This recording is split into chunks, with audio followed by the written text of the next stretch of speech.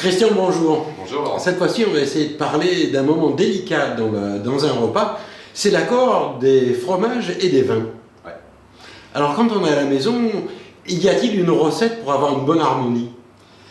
Y a-t-il une recette pour avoir une bonne harmonie? Oui, disons qu'il faut déjà sortir des clichés.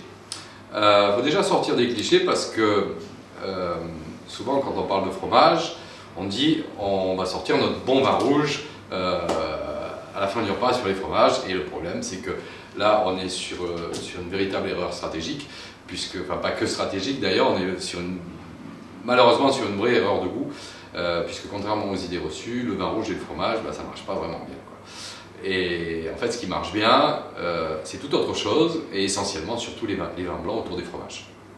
Mais quand on parle des fromages, il y a différents types de fromages. Il y a des pâtes cuites, il y a...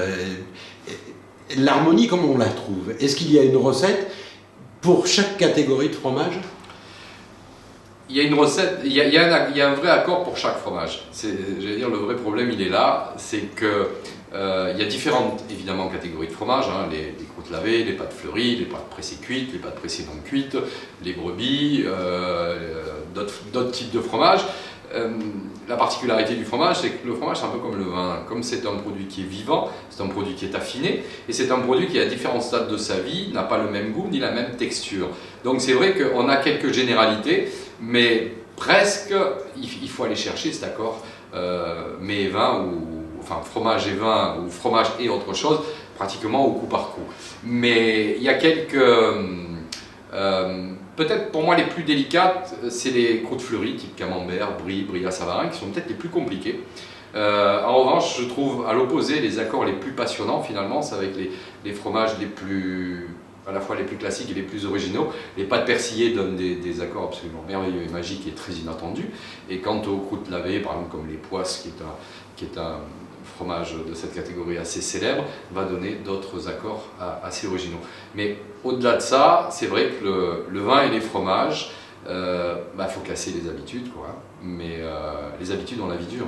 Mais alors, il me vient une question, c'est pourquoi dans la tradition, quand on arrive au moment du fromage, on a tendance à ouvrir une bonne bouteille de vin rouge? Oui, une bonne bouteille de vin rouge. Comme je disais, les traditions. Et les traditions, on la vie dure. Faut remonter un petit peu en arrière, et il faut savoir qu'il y a 30, 40, 50 ans, quand on voulait boire un bon vin, souvent quand on parle de bon vin ou de grand vin, on parle d'un vin rouge. Et puis dans le déroulé du repas, c'est-à-dire dans le déroulé du repas, on va boire d'abord les vins blancs, puis ensuite les vins rouges, et puis on va monter crescendo en qualité, et évidemment lorsqu'on arrive au fromage, on part du principe que c'est le summum du repas, alors que le summum du repas se situe au niveau du plat. Donc vos meilleures bouteilles, servez-les avec les plats, certainement pas avec les fromages. Et puis, effectivement, il y a 30-40 ans, quel était le niveau global des vins blancs? Je veux dire, à part en Bourgogne où on faisait vraiment des jolis vins blancs, on n'a pas forcément le niveau dans cette catégorie de vin qu'on avait il y a quelques années.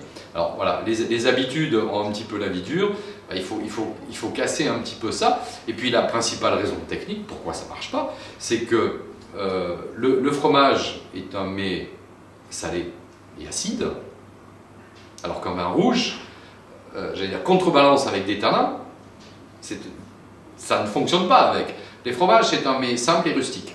Il va vous demander des vins, finalement, même s'ils sont rouges, simples, et peut-être pas forcément rustiques, mais plutôt gourmands et plutôt sur le plaisir immédiat, et certainement pas sur des vins tanniques, puisque les tanins du vin ont la particularité de ne pas fonctionner avec les protéines du lait.